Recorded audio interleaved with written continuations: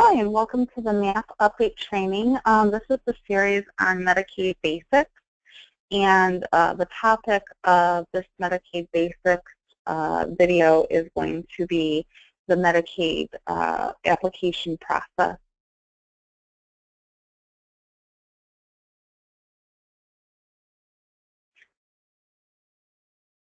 So BAM 110 addresses the application process, and requests for assistance may be made either in person, by mail, telephone, email, or online. And what that means is somebody can say, hey, I want to apply for Medicaid, and they can make that request in all of those different ways. Now, the requester can, there are two primary ways to apply. There's a paper application form or an online application form. That online application is on what's called My Bridges. So the requester has the right to receive the appropriate application form. The number of the form is DCH 1426, and it's entitled Application for Health Coverage and Health Paying Costs. And it's the single application for all Medicaid categories. Now, for the Medicaid categories that impact our population, our applicants that come through MAP that also have Medicare must also complete Appendix D for MSP and AB care.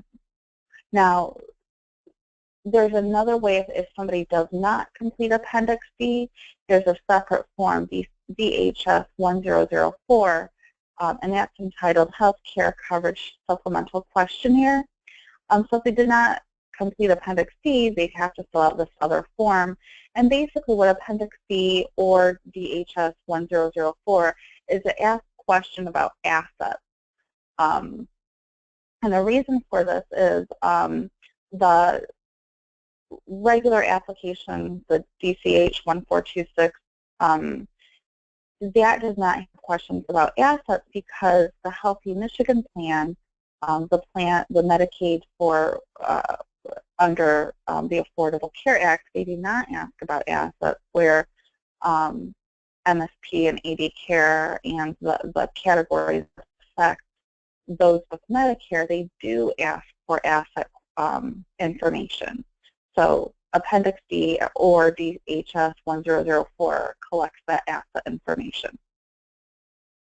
Now, the date of the application is the date the local office or scan center receives the required minimum information on the application, which is name, address, phone number, and signature. So it's not necessary that an application be filled out completely with the verification document. Nope, the clock starts running the date that basic information is received. And the reason why this is important is because that application date is the determinant of when benefits could start. Now, electronically filed applications include applications filled in on My Bridges on that website, faxed or emailed. The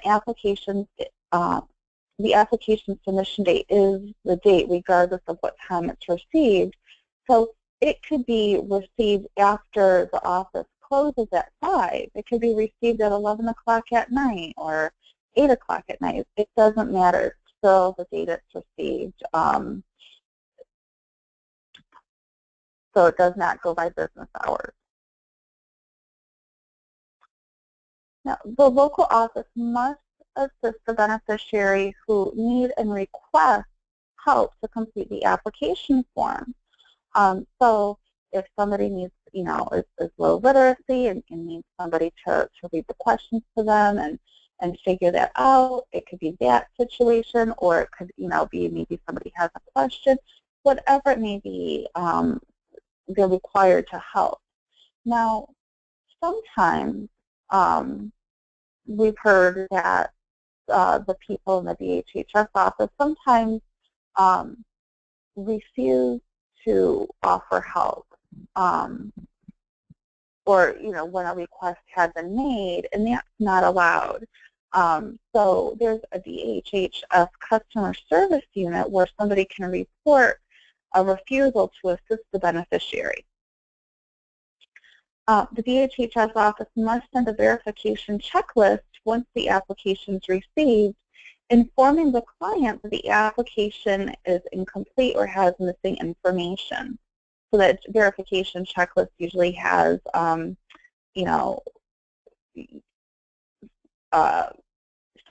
documents that may be necessary. So, people are required to prove their income, or,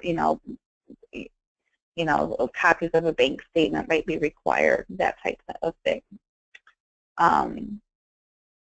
Medicaid applicants cannot be required to complete an in-person interview.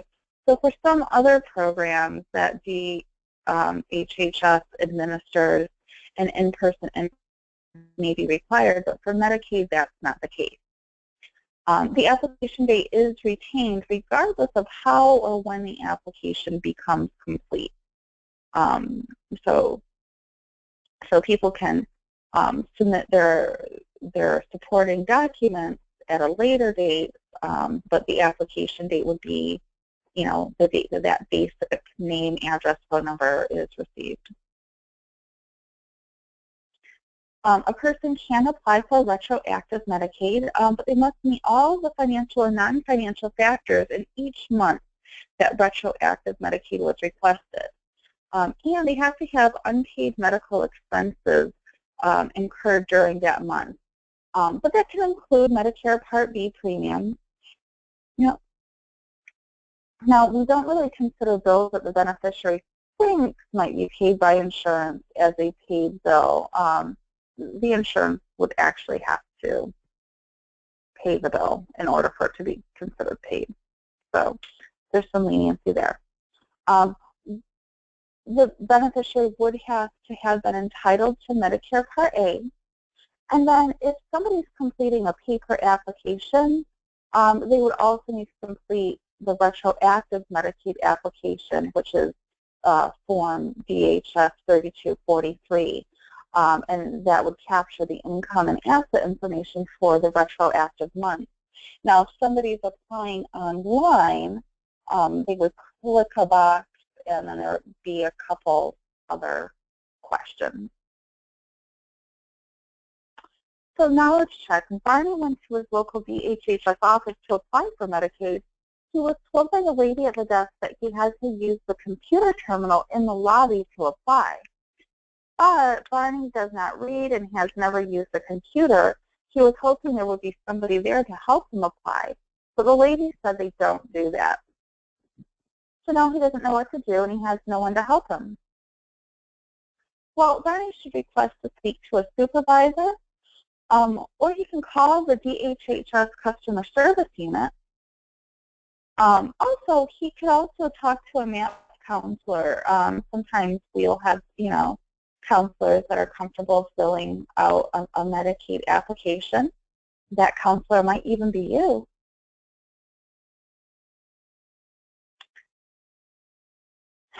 So part of the application process is verification. And verifications are documents or evidence to establish the accuracy of a client's verbal or written statement. So DHHS just doesn't take somebody's word for it. When somebody applies for Medicaid, they usually have to prove who they are, what their income is, and where they live, essentially. Now, it's a little bit more complex than that, but that's it in a nutshell. So there are certain policies that require verifications to be obtained. So verifications are required when somebody is applying for the first time, or at the redetermination, or if somebody reports a change, like a change in income or a change in residence, they have to submit documentation proving it. And then sometimes there's information that might be unclear or inconsistent, and verification would be obtained to kind of get a better sense of what's going on. For Medicaid, verification of identity is not required. So So that's a bonus. Also, income documents must be current within 30 days of application. For the most part, we have a population that has fixed income. You know, they have their Social Security check, maybe a pension. But sometimes you'll have people that have a small part-time job, and that income can fluctuate. So that's why it's important to have the income within 30 days of application. The verification checklist, BHIS Form 3503, is used to notify the beneficiary of what verifications are required to determine eligibility. So once the application is received, the eligibility specialist will look to see what might be missing and then generate that checklist and send it out. DHHS must allow 10 calendar days for a beneficiary to provide all the necessary verifications. Now that's from the time that's the date that's printed on the letter. So by the time somebody gets that letter in the mail, a few days will have passed. If the beneficiary cannot provide the verification despite reasonable effort, the beneficiary may request an extension. Now, the worker can extend the time limit up to 2 times. Now, sometimes people run into a roadblock and they're trying to get a verification document, but through no fault of their own, they're unable to do so. And if that's the case, the local office must assist if they need and request help. So they have to request the help. And that might be, we've seen things like sometimes life insurance, maybe they can't get a copy of the life insurance policy, or maybe they can't get a copy of, you know, the bank statement. They would have had to try, you know, but if they need and request help, they can get it. So that was it on verification.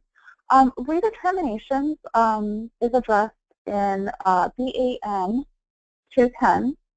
So once somebody gets Medicaid, it's not forever, and so every year there's a redetermination process in which somebody would have to verify that they still continue to be eligible for Medicaid. So what happens is this usually happens 12 months from the receipt of their latest Medicaid application, and that the 12-month point is the redetermination month. So the beneficiary will receive a redetermination notice a month before their redetermination month, and at that time they'll complete out this very short form. It's a lot easier to fill out the redetermination form than it is that Medicaid application. It's really 2 pages front and back with pre-printed information, with, you know, the person's names pre-printed, their address is pre-printed, and then they just have a couple questions about income and assets, and they sign their name. So it's a very simple form. Now, the exception to this 12-month cycle is OMB redeterminations are always completed September through December of each year, even if the person applied in August of that same year. But everything else, it's on like the year anniversary of their last Medicaid application. Redeterminations do not require in-person interviews as a condition of eligibility.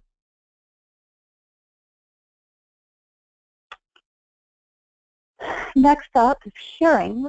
So a beneficiary must receive written notice of all case actions affecting eligibility or benefits. And in that written notice, there's information on the right to appeal, so a right to a hearing, and that's included with all the beneficiary notices. Everybody has the right to appeal a case action. However, there's a best practice. So Shirring, what they're doing is it's a formal process where they're kind of arguing based on the rules. So when somebody would want to be encouraged to appeal would be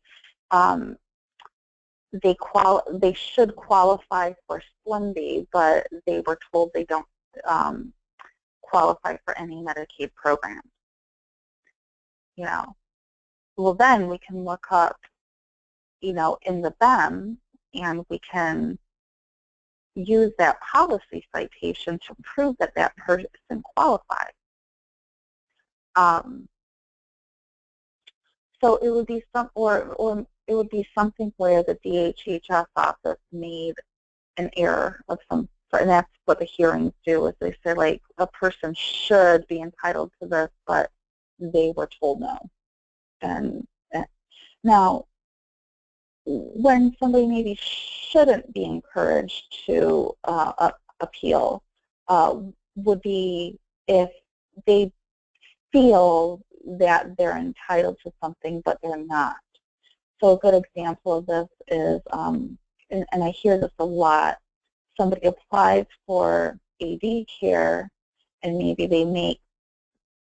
it's a single person making about $2,000 a month, and they get denied AD care. Well, the person doesn't qualify based on the income threshold.